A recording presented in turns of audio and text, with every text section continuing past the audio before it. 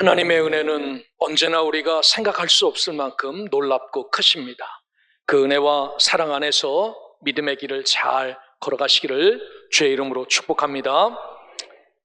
지난주 우리는 디모데후서 4장의 말씀을 통하여 자기중심, 또 물질중심, 쾌락중심에 빠져 살지만 우리는 성경의 맛과 예수의 능력을 아는 자들에게 모든 일에 신중해야 되며, 또 고난을 받지만 원망하지 않고 불평 없이 전도자의 일을 잘 감당하며 우리에게 맡겨진 직무를 다하라라는 그런 말씀을 들었습니다.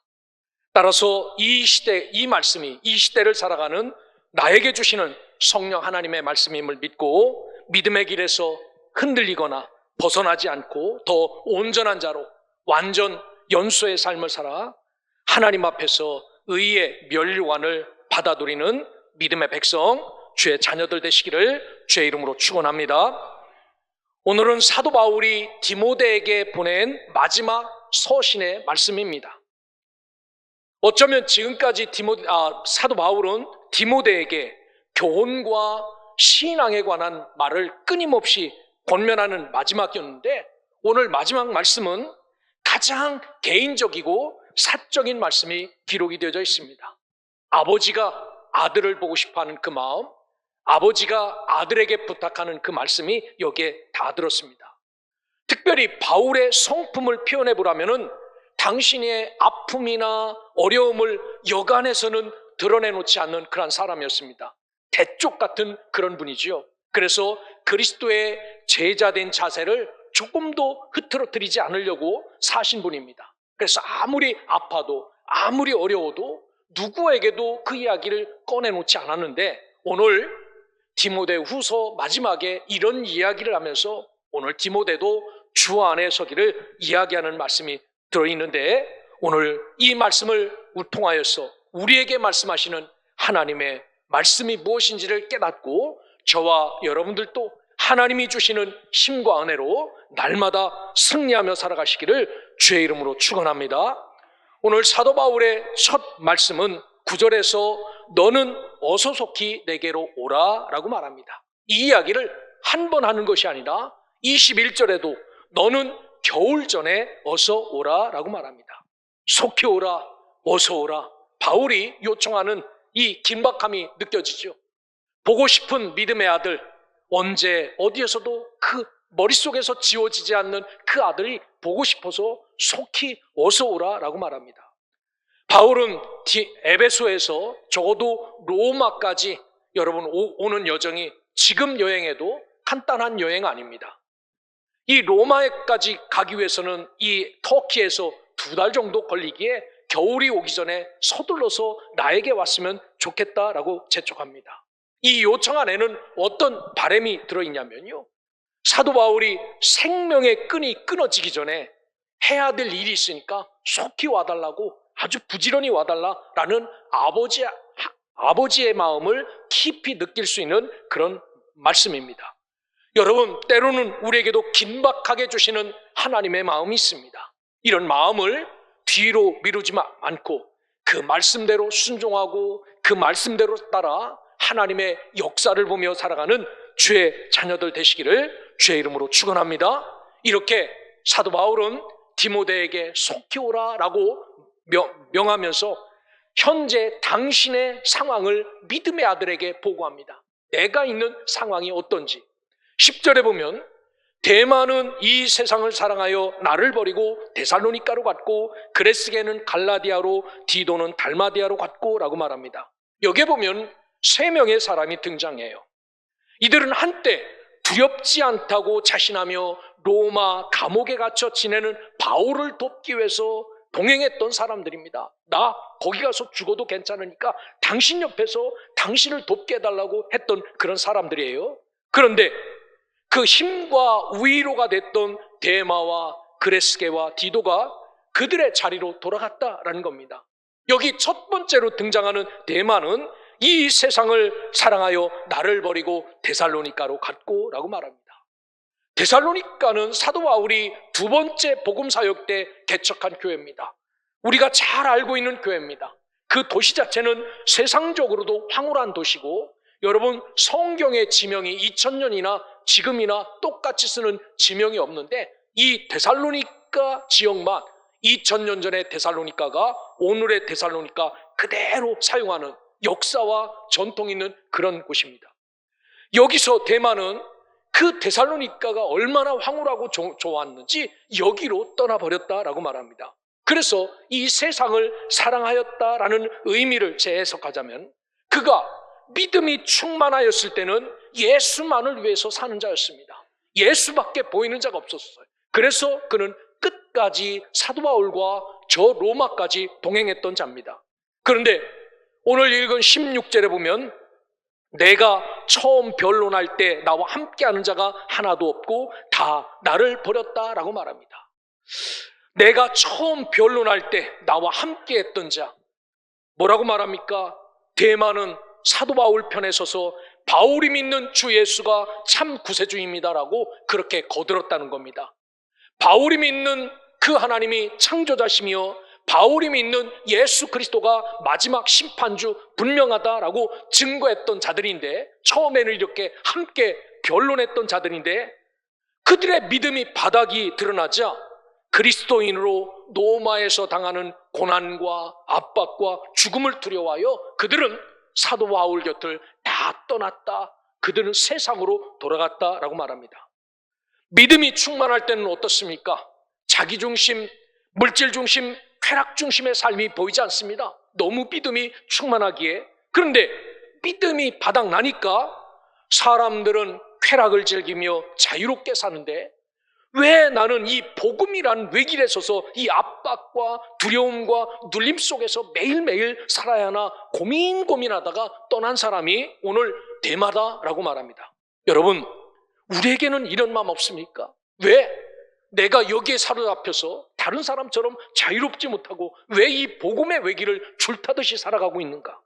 사랑하는 소명의 성도 여러분, 우리에게도 믿음이 충만하면 십자가가 보이지만 믿음이 바닥나면 세상이 보인다는 사실을 기억하고 주 예수에 대한 믿음이 충만하여 끝까지 나를 세우신 자리에서 승리의 삶을 살아가는 주의 백성, 하나님의 자녀들 되시기를 주의 이름으로 축원합니다.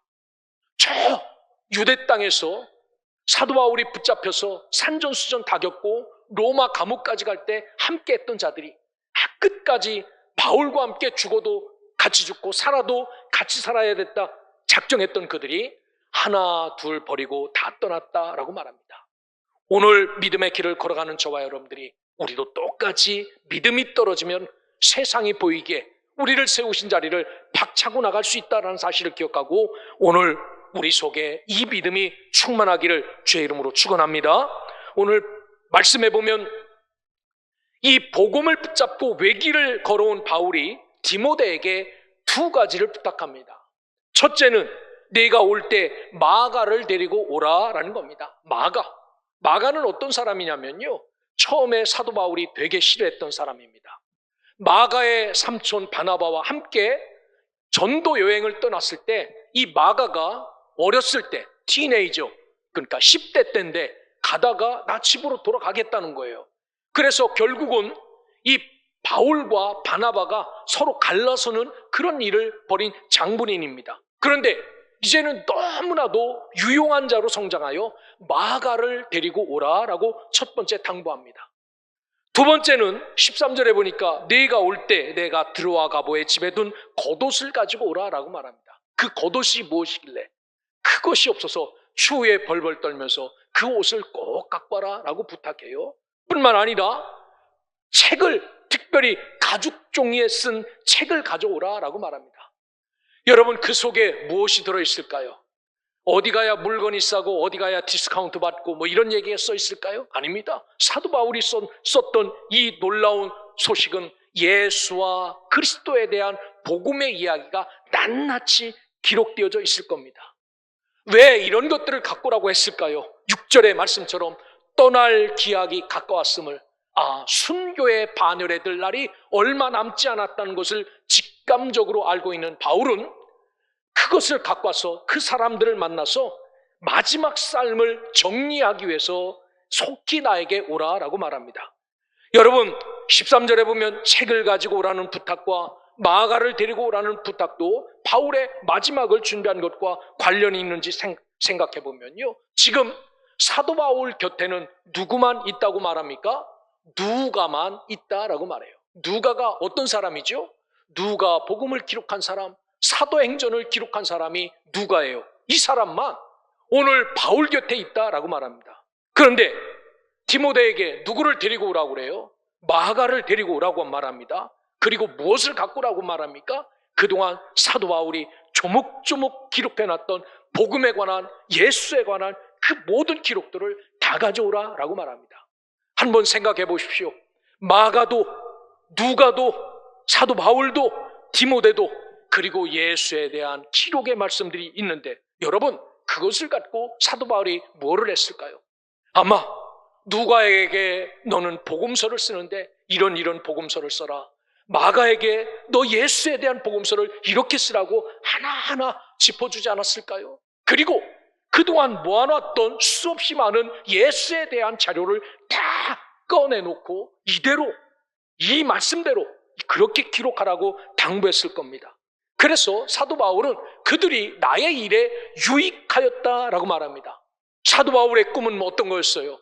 이 거룩한 말씀이 땅끝까지 증거되는 것이 사도 바울의 꿈이었습니다. 그런데 거기에 성경의 저자인 누가를 붙잡아 놓고 마가를 붙잡아 놓고 지금까지 기록하여 담고 있는 모든 자료를 다 꺼내서 그들에게 주며, 너희들 하나님의 말씀, 이 복음의 말씀, 이 구원의 말씀, 이 생명의 말씀을 잘 기록하여 세상 끝날까지 이 말씀이 증거되게 하여라. 그래서 그는 오늘 11절에 사도 바울의 고백처럼 나의 일에 유익한 자가 되었다라고 말합니다. 사랑하는 소명의 성도 여러분, 주의 일에 유익한 자가 되기를 주의 이름으로 축원합니다. 하나님이 하시는 일에 유익한 동역자가 되어 하나님 앞에 쓰임받기를 주의 이름으로 축원합니다. 오늘 이렇게 사는 것이 하나님이 기뻐하시는 삶이고, 이렇게 유익하게 사는 것이 주의 영광을 위해서 사는 것이기에 하나님의 은혜 안에서 유익하게 살아가는 주의 자녀, 주의 백성들 되시기를 주의 이름으로 축원합니다. 오늘 우리는 이 말씀 앞에서 하나님의 계획과 섭리는 조금도 틀리지 않는다라고 확신한다면, 완전하다고 믿는다면 우리가 해야 될 일은 무엇입니까? 다른 것 아닙니다. 죽도록 충성하는 것, 이거밖에 없다는 사실을 기억하고, 여러분 교회에서 하나님의 일을 감당할 때 이것 또한 하나님의 계획이구나 라고 믿는다면 기쁨과 감사로 충성을 다하여 의의 멸류관을 맞는 이 교회에 유익한 자들이여 살아가시기를 주의 이름으로 축원합니다. 반면에 14절에 보면 구리세공업자 알렉산더가 많은 해를 입혔음에 주께서 그 행한 대로 그에게 갚으시리니라고 말해요. 믿음의 아들 디모데에게 고자질도 합니다. 이런 적 없었지요. 그런데 이 구리세공업자 알렉산더가 많은 해를 입혔다라고 말합니다. 그러면 이 알렉산더는 이 성경에 한 번 나오는 거 아닙니다. 디모데전서 1장 20절에 언급한 알렉산더와 똑같아요. 거기에 보면 이 알렉산더를 어떻게 표현하냐면, 이들은 양심을 버린 자들이고 그 믿음에 관하여는 파선한 자다라고 말합니다. 이런 것을 볼 때 이 알렉산더와 데마는 어떤 사람이었습니까? 처음 시작은요, 예수를 잘 믿는 사람이었어요. 너무나도 귀중한 사람이었습니다. 그런데 세상이 보이기 시작하고 나서부터는 그들은 양심을 버리는 자들이 되었습니다. 그들의 믿음은 파손된 배와 똑같다라고 말합니다. 오늘 저와 여러분들도 한때는 주 안에서 바울과 함께 예수가 진리라고 말하였던 자들이 자기 중심의 삶을 살고 물질 중심의 삶을 살고 쾌락 중심의 삶이 우리 속에 스물스물 돌아오면요, 우리에게 가지고 있는 선한 양심 다 내어버리게 되어 있습니다. 그리고 파선한 배처럼, 파선한 배는 어떻습니까? 물의 흐름 따라 여기저기 움직이지요. 여기에 빵꾸라도 나면은 물이 줄줄줄줄 들어와요. 그러면서 서서히 물결 따라 흔들리면서 배가 가라앉아서 물 위에 배의 흔적이 남지 않습니다. 우리는 어떻습니까? 파선한 성도의 삶은 어떻습니까? 여기저기 떠다니는 고장난 배처럼 흔들려요. 그리고 세상 것이 이 사람 속에 물이 차오르면 이 자기 중심의 삶, 이 물질 중심의 삶, 쾌락 중심의 삶이 스물스물 차오르면요, 이 소명교회라는 바다 위에 어느덧 스물스물 가라앉아서 싹 사라져서 그 사람의 모양과 형체 없이 없어지는 이런 자들이 있습니다. 그러기에 저와 여러분들은 하나님 앞에서 놀라운 믿음과 은혜를 갖고 이 파손한 믿음의 사람이 되지 않도록 이 진리 안에서 흔들림 없이 살아가는, 그래서 끝까지 주 안에 남아있는 자가 될 수 있기를 주의 이름으로 축원합니다. 오늘 바울의 삶 가운데서 보면요, 예수님의 최후와 너무 흡사한 모습을 발견할 수 있어요. 16절에 보면 내가 처음 변명할 때 나와 함께한 자가 하나도 없고 다 나를 버렸다라고 말합니다. 예수가 십자가에 못 박힐 때 12명의 제자가 다 도망간 것처럼 사도 바울도 마지막에는 내가 처음 변명이 아니라 변론할 때지요.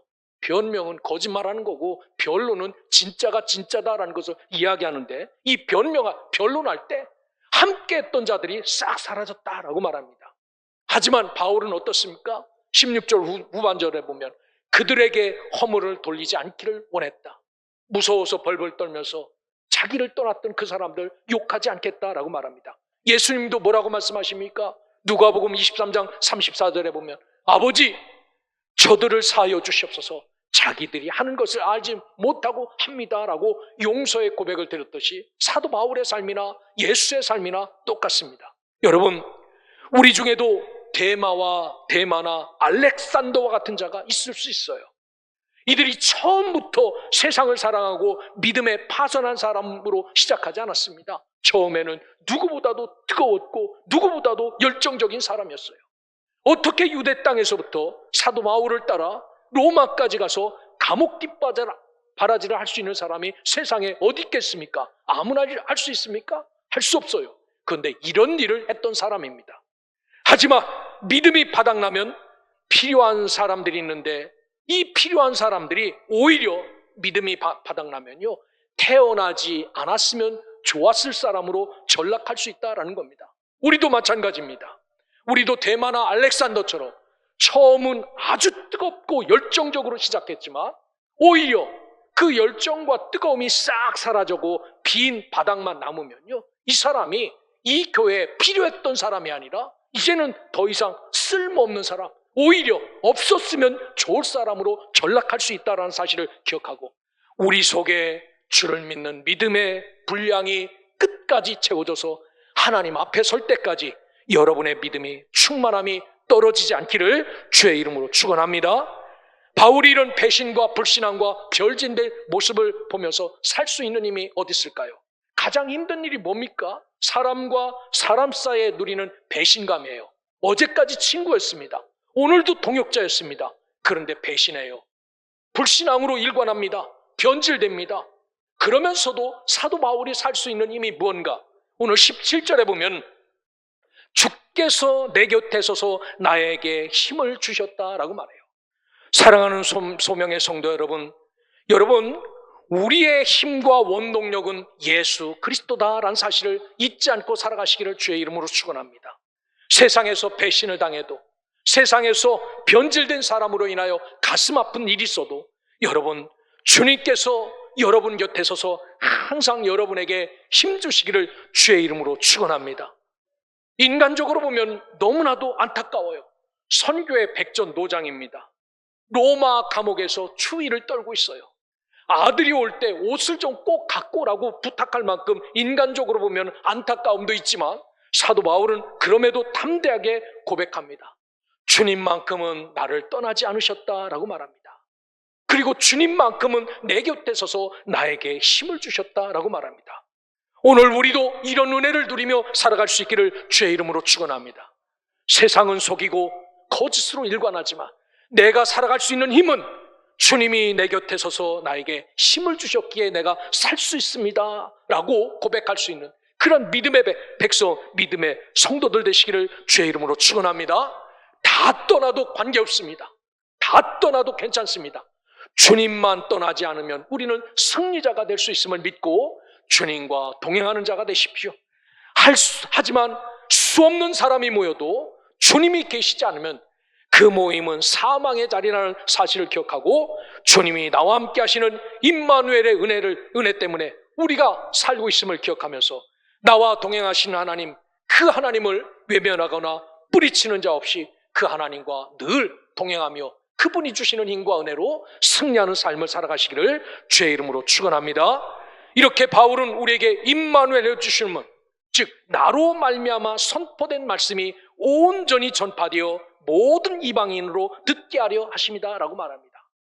그렇게 옆에 계셔서 바울아 힘내라, 내가 너를 돕고 있다 이렇게 하신 것은 내가 잘되고 내가 부자되고 내가 편안히 살기 위해서 그런 것이 아니라 내가 증거하고 선포하고 전파한 이 복음을 위해서 하나님이 나에게 담대함을 주셨다라고 말합니다. 여러분, 이 모습이 바울의 신앙이고 이 모습이 바울의 모습입니다.